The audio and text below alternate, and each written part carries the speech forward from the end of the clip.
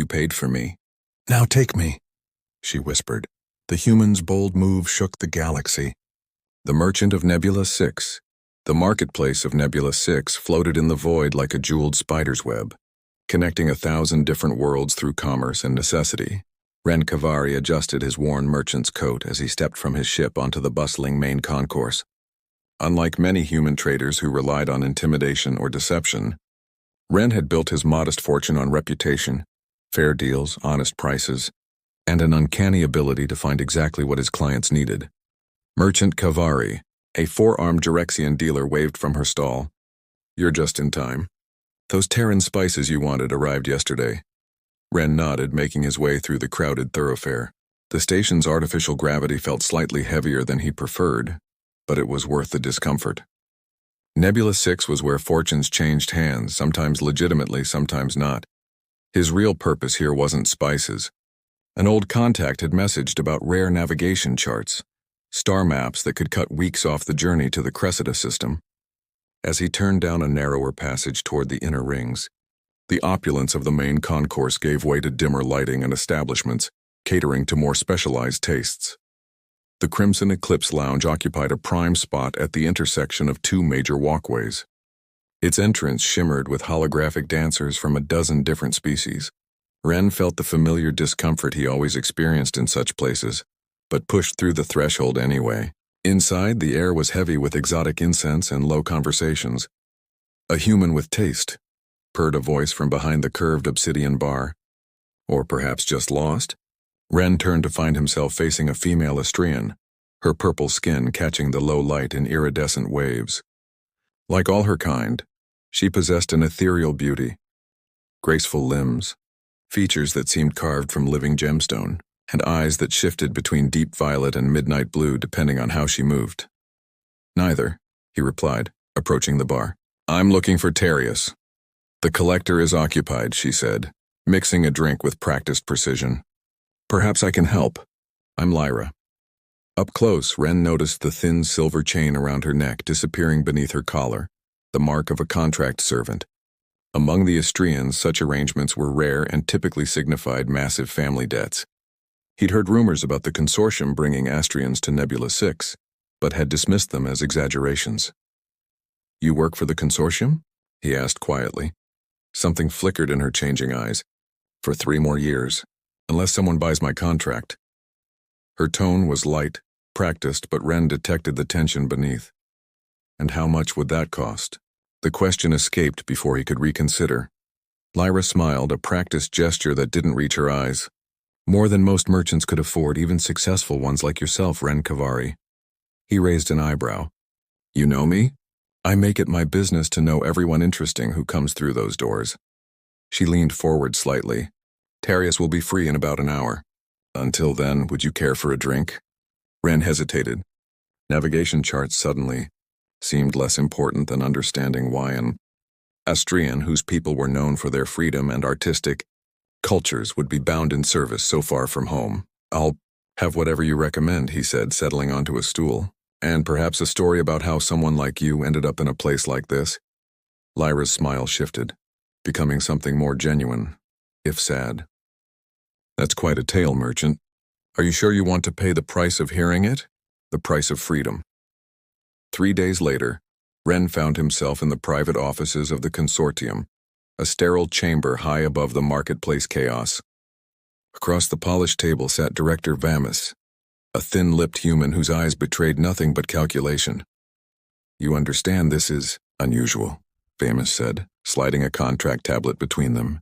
The Astrian skills bring considerable profit to our establishments. Ren kept his expression neutral. After that first conversation with Lyra, he'd been unable to forget her story, how her family's healing vessel had been destroyed in disputed space, leaving her to shoulder a manufactured debt. The consortium had calculated the value of her lost potential to the exact credit, ensuring she'd serve for nearly a decade. My offer is fair, Ren replied. 20% above remaining contract value. Vamis tilted his head. Your reputation precedes you, Merchant Kavari. Always legitimate, always above board. His thin finger tapped the tablet. Which makes me curious why you'd want an Astrian contract servant. The implication hung in the air between them. Ren felt his jaw tighten but maintained his composure. My reasons are my own. Do we have a deal? The premium is acceptable. Vomus activated the contract. Though I'm required to inform you that Astrians are notoriously difficult to manage once their circumstances change. They develop expectations. Ren pressed his thumb to the scanner, transferring a significant portion of his trading capital in an instant. I'll take my chances. An hour later, he found Lyra in the staff quarters behind the Crimson Eclipse. Her few possessions were already packed into a small case. When she saw him in the doorway, her expression remained carefully guarded. So it's true, she said quietly. You purchased my contract, Ren nodded. It's done. Why? The question was direct, her changing eyes searching his face. We barely know each other. Because no one should be bound for another's mistakes, he said simply. The contract is yours. He held out the tablet. You can stay on Nebula 6 or come with me when I leave tomorrow. Either way, you decide what happens next. Lyra took the tablet, her fingers brushing his. Just like that. Freedom has no price tag? It already had one. I paid it. She studied him, really looked at him, perhaps for the first time. No one does this without wanting something in return. Ren shrugged. Maybe I'm no one. He turned to leave, pausing at the doorway. My ship departs at Station Dawn. Berth 17 if you want passage to anywhere else. As he walked away, he wondered if he'd see her again. The transaction had cost him the navigation charts and more. But something in her story had resonated with him, perhaps because he too knew what it meant to be trapped by circumstances beyond control. That night, he prepared his ship for departure alone, calculating new trade routes that might recoup his losses. When the soft chime of the entry request sounded, he wasn't entirely surprised to find Lyra standing at his cargo bay, case in hand. I'd like passage, she said formally, if your offer still stands. Ren nodded, stepping aside to let her board. Welcome to the Horizon Trader. As they ascended through the ship's levels, an awkward silence settled between them. Neither mentioned the contract, though its presence hovered in every glance, every careful movement as they navigated their new, undefined relationship. You can have the second cabin, Ren said, showing her to a modest but comfortable room. We'll reach the Meridian outpost in about 6 days. Lyra set down her case, her purple skin luminous in the ship's softer lighting. And then? And then you go wherever you want, he answered. Your life is yours now. She studied him with those color-shifting eyes. Is it really? Or have I simply traded one owner for another? The question hung between them unanswered, as Ren left her to settle in and returned to the bridge, wondering if he'd made a terrible mistake. The proposition. By the 4th night of their journey, the Horizon Trader had settled into the emptiness between stars, that vast darkness where ships became tiny islands of life and light. Ren sat in the galley reviewing market prices on his tablet when Lyra appeared in the doorway. She had changed from the revealing attire of the Crimson Eclipse into simple shipboard clothes he'd provided, yet somehow she appeared more striking now, more herself. Her purple skin seemed to hold an inner glow in the ship's evening cycle lighting. May I join you? She asked, her voice soft yet direct. Ren gestured to the seat across from him. Of course. It's your ship too, at least until Meridian.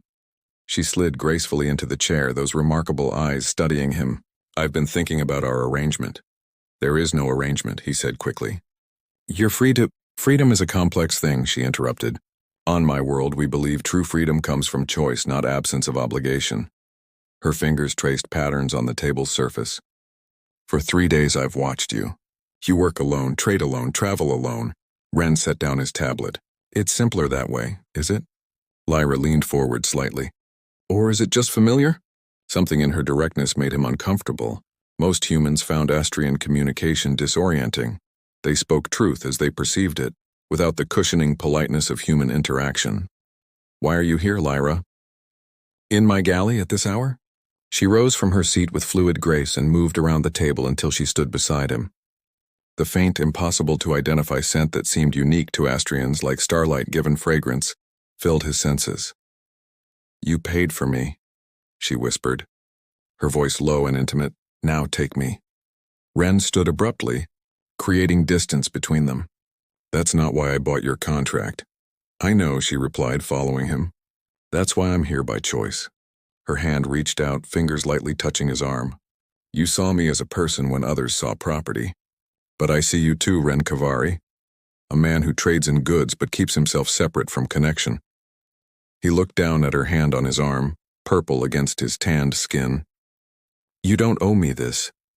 This isn't about debt. Her eyes shifted hues as she moved closer. It's about two people adrift in the void finding something unexpected. Her hand moved up to his face, tracing the line of his jaw. Unless I've misread your interest? The question hung between them, honest and direct in the Astrian way. Ren found himself unable to deny what had been building since that first meeting, an attraction that transcended the circumstances of their meeting. You haven't, he admitted quietly. Her smile transformed her face. Then stop overthinking, merchant. She closed the remaining distance between them, her body warm against his. Some trades aren't measured in credits. As their lips met, Ren felt something shift within him, a barrier dissolving. His arms encircled her waist, drawing her closer as the kiss deepened. Her skin felt like warm silk beneath his fingertips, radiating a subtle heat that seemed to flow into him. When they finally separated, both slightly breathless, Lyra's eyes had darkened to midnight blue, a sign of Astrian arousal he hadn't expected to recognize. The consortium warned me Astrians develop expectations, he said with the hint of a smile. They were right, she whispered against his lips. I expect you to stop talking now.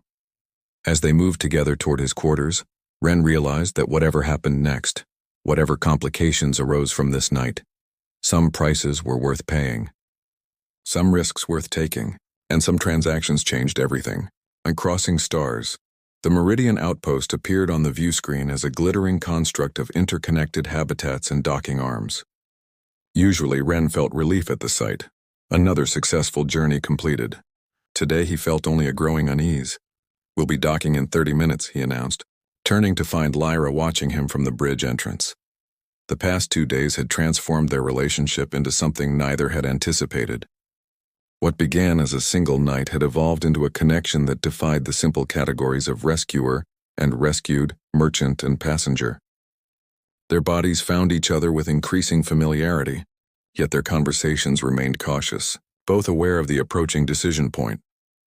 I've received 17 messages since we entered communication range, Lyra said, moving to stand beside him. She wore one of his shirts, adapted to her form. News travels fast in trading circles, Ren grimaced.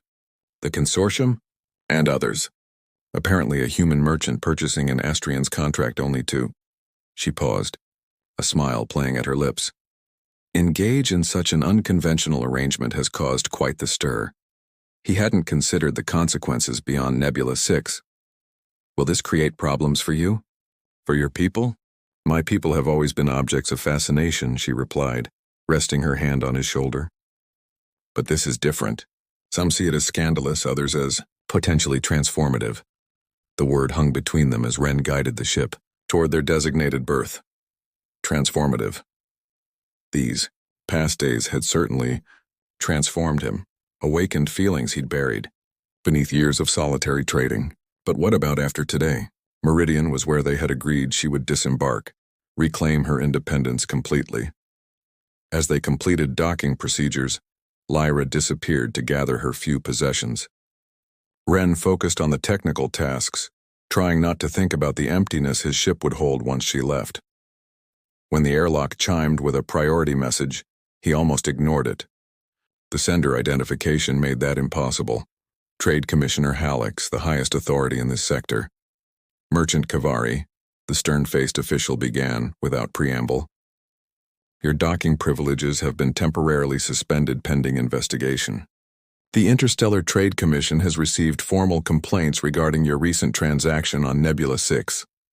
Ren felt his stomach tighten. What complaints? Allegations of improper contract transfer, possible coercion, and violation of cultural protection statutes. Hallex's expression remained neutral. Representatives from both the consortium and the Astrian Cultural Authority are requesting interviews. Until this matter is resolved, your vessel remains sealed. The transmission ended abruptly. Ren stared at the blank screen, mind racing through implications. The consortium, he understood, they'd lost a valuable asset. But the Astrian authorities? Their involvement suggested something deeper. They're afraid. Lyra said from behind him. She had changed into more formal attire, her purple skin complemented by flowing fabrics in deep blue.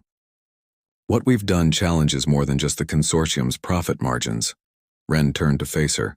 We? I bought a contract. That's all? No. Her eyes shifted to a clear violet, the color of Astrian conviction. You recognized my autonomy.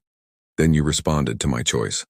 Do you understand how radical that is? Astrians have been objects of desire across the star systems for generations, but always as exotic curiosities, never as equals making their own decisions. The realization dawned slowly. Their personal connection had inadvertently become political. What happens now?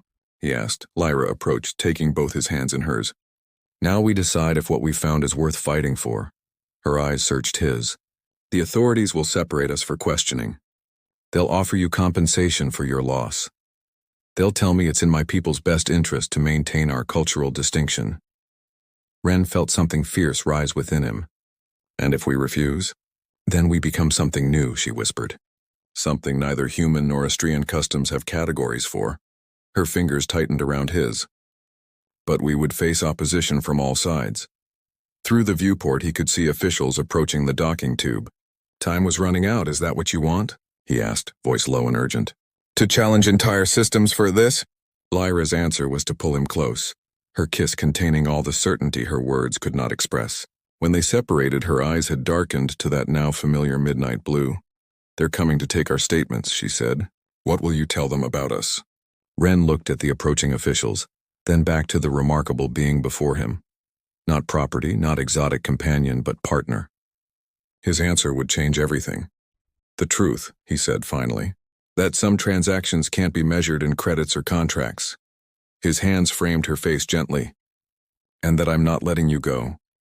The airlock chimed with the official's arrival as Lyra's smile bloomed like a rare stellar phenomenon, brilliant and transformative. Whatever came next, they would face it together. Rewriting contracts. The hearing chamber on Meridian Station hummed with tension. 3 days of separate interrogations had culminated in this moment. Representatives from 6 star systems, the Trade Commission, the Consortium, and the Astrian Cultural Authority all assembled to address what the official documents termed the Kavari-Lyra incident.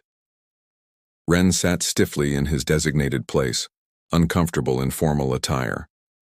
Across the chamber, Lyra appeared serene in traditional Astrian ceremonial robes, her purple skin luminous against the deep indigo fabric. They had not been permitted to speak since their separation upon docking. Commissioner Hallex rose from the central position. These proceedings will now commence. We are gathered to address the implications of Merchant Ren Kavari's purchase and subsequent relationship with the Astrian known as Lyra, formerly contract-bound to the Nebula Consortium. The Consortium representative, a different human than Vamis, but with the same calculating eyes, leaned forward. Our position is clear. While the contract transfer was legitimate, the subsequent actions constitute a violation of cultural protection statutes. We request nullification and appropriate compensation. The Astrian Authority representative, an elder with skin the deep purple of twilight, spoke next. The authority recognizes the legal transfer, but expresses grave concern about the precedent. Astrians are not meant for such arrangements with humans. Our cultural integrity, if I may, Lyra interrupted, her voice clear and unwavering. All eyes turned to her in surprise. Interrupting the proceedings was unprecedented. After a moment of stunned silence, Commissioner Hallex nodded. The Astrian may speak? Lyra rose with natural grace. I have listened to 3 days of discussions about contracts, cultural integrity, and precedents. Not once has anyone asked the essential question, what do I choose? The chamber fell silent. Ren felt a surge of pride mixed with apprehension. I am Lyra of the 4th House of Astra, she continued. Before the Consortium claimed my family's debt, I was a cultural historian. I have studied the intersection of our peoples for most of my life. Her changing eyes swept the assembly. What has happened between Merchant Kavari and myself is not a violation but an evolution. The Consortium representative scoffed. Evolution? A human purchasing an Astrian for personal gratification is hardly. He purchased a contract, Lyra corrected firmly. then offered me choice. Everything that followed was my decision. She turned slightly toward Ren, their eyes meeting briefly across the chamber. Our connection challenges assumptions both cultures have maintained for generations. Perhaps that is precisely what is needed. The elder Astrian rose slowly. Child, you cannot expect us to sanction such a union. The implications for our people. With respect, Elder, Lyra replied. Our people have existed in isolation or subservience for too long. Neither has served us well. Her voice softened. What Ren and I have discovered might offer a new path, one based on mutual recognition rather than exoticism or obligation. Commissioner Hallex studied them both. Merchant Kavari, you have remained silent. What do you propose as resolution to this matter? All eyes turned to Ren. He stood, straightening his formal jacket. I propose a new type of contract, he said simply. Not one of ownership or debt, but of partnership. He looked directly at Lyra. I ask the Commission to recognize that what exists between us transcends your categories. We are neither master and servant nor exploiter and exploited. He reached into his pocket, withdrawing a small data crystal. I have transferred half ownership of the Horizon Trader to Lyra. We propose to establish a new trading route between human and Astrian systems, with profits supporting education about both cultures. Murmurs rippled through the assembly. The consortium representative looked outraged, the Astrian elder thoughtful. Furthermore, Ren continued, gaining confidence, we request official recognition as co-merchants with equal standing, creating precedent for future voluntary partnerships between our peoples. The chamber erupted in voices, objections, questions, and occasional support. Commissioner Hallex called for order repeatedly before the noise subsided. This is highly irregular, Hallex said finally. The Commission will require time to consider such an unprecedented proposal. Time is acceptable, Lyra replied, her eyes now the clear violet of certainty. But separation is not. Whatever your deliberations, we remain together. As the officials withdrew to consult, Ren and Lyra were permitted to meet in the center of the chamber. When she reached him, her hand found his, fingers intertwining. That was quite the proposition, he said quietly, the corner of his mouth lifting. Co-merchants? Is that not what we are? Her smile mirrored his own. Partners in trade, in journey, in everything.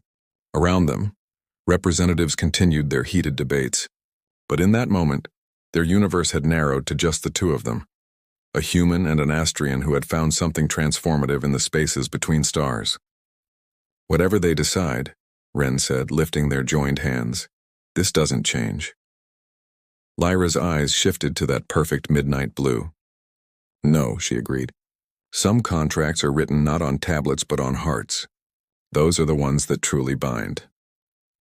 As the officials returned to deliver their ruling, Ren and Lyra stood together, ready to face whatever came next. Not as master and freed servant, but as two beings who had discovered that the most valuable exchange wasn't measured in credits or contracts, but in the courage to rewrite the very rules that had once kept them apart. In the end, their bold move hadn't merely shaken the galaxy. It had begun to transform it, one relationship at a time.